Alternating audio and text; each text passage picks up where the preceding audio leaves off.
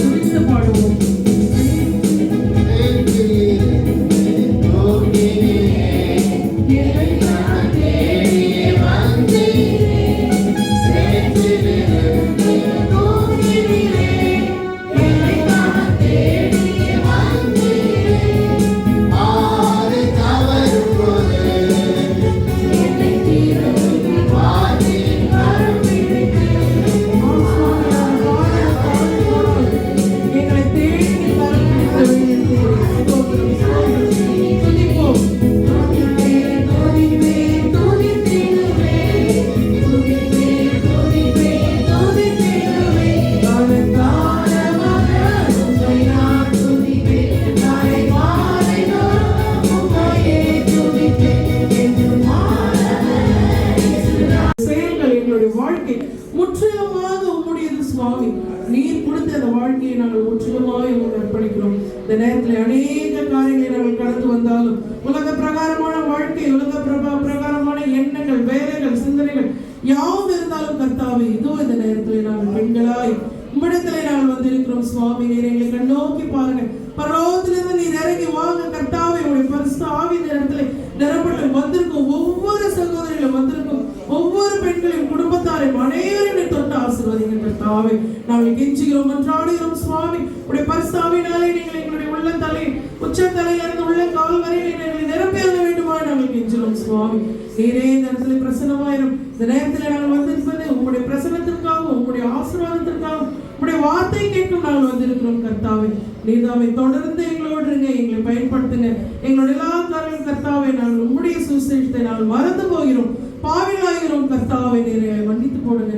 நீர் எதற்காக இந்த வாழ்க்கையை நீர் எங்களுக்கு கொடுத்தீர் என்பதை நாங்கள் யோசிக்க, அதற்காக எங்களுடைய வாழ்க்கையை நாங்கள் கர்த்தாவை யோசித்து அதற்கான வழிகளை நாங்கள் மாற்றி அமைத்துக் கொள்ள இந்த நாள், இந்த வேளை சுவாமி நீர் எங்களை தொடுங்க. சுவிசேஷத்தை எடுத்து பிரசங்கிக்க கர்த்தாவே, இதோ அந்த நபர் சுவிசேஷக்கு குழு மூலமாக நாங்கள் எங்களை இணைத்துக் கொண்ட கிருபைக்காக ஸ்தோத்திரம். அநேக மக்களுக்கு எங்களுடைய வாழ்க்கையில எங்களுடைய வேலைகளில் நாங்கள் இருந்தாலும் எங்களுடைய வேலையின் மூலமாக நாங்கள் சுவிசேஷத்தை சொல்ல, எங்களுடைய பேச்சு, எங்களுடைய சொல், செயல், சிந்தனை யாவும் கர்த்தாவே உடைய சுவிசேஷத்தை வெளியில சொல்லத்தக்கதாக எங்களுடைய வாழ்க்கையை மாற கர்த்தர் கிருபை செய்ய முழுமையாய் அர்ப்பணிக்கிறோம். கர்த்தர் எங்களை எடுத்து பயன்படுத்த எங்களையும், எங்களுடைய குடும்பங்கள், எங்களுடைய கணவர், பிள்ளைகள், பெற்றோர், சகோதர சகோதரிகள் எவ்வளவாய் காத்து கர்த்தாவே நீர் எங்களை அன்பாய் வழிநடத்துகிறீரே சுவாமி. ஸ்தோத்திரம் ஸ்தோத்திரம் ஸ்தோத்திரம் ஸ்தோத்திரம் சுவாமி. அதுக்கு ஈடாக எவ்வளவு நன்றி சொன்னாலும் முடியாது. எங்களுடைய உயிருள்ள நாட்கள் எல்லாம் நாள் நமக்கு நன்றி செலுத்துகிறோம், சோதரிக்கிறோம் சுவாமி. கடைசி மூச்சு வரை உம்முடைய சுவிசேஷத்தை நாங்கள் எடுத்து நடந்து கர்த்தாவே நாங்கள் நன்றி சொல்லி எங்களுடைய மூச்சு முடிய உண்பதற்காக நீர் எங்களுக்கு என்ன சித்தம் வைத்திருக்கிறீரோ அதை நாங்கள் செய்ய நீர் எங்களை பயன்படுத்த வேண்டுமா ஜெபிக்கிறோம். நாங்கள் ஓடலாம், முடியாடலாம், என்ன காரியங்களாம் நாம் செய்யலாம். பாவிகள் கர்த்தாவே, உண்மையே நாங்கள் நம்பியிருக்கிறோம். உங்களுடைய தயவால் நாங்களும் எங்களுடைய குடும்பங்களும் ஓடிக்கொண்டிருக்கிறது கர்த்தாவே. அதற்காக ஸ்தோத்திரம், அதற்காக ஸ்தோத்திரம். ஆனால் இந்த நேரத்தில் வந்திருக்கும் ஒவ்வொரு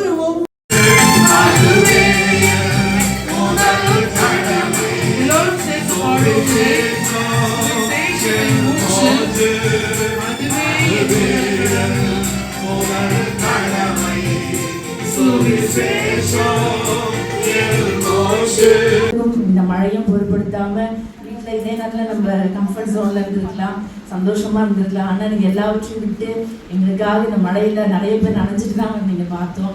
உங்கள் அனைவருக்கும் எங்கள் மனமார்ந்த நன்றிகள். கீபோர்டு வாசித்து எங்கள் தம்பி நேற்று நைட் சொன்னோம், அவ்வளோ ஒத்துக்கொண்டார், அருமையாக எங்களை வழிநடத்தினார். உங்கள் அனைவருக்கும் எங்கள்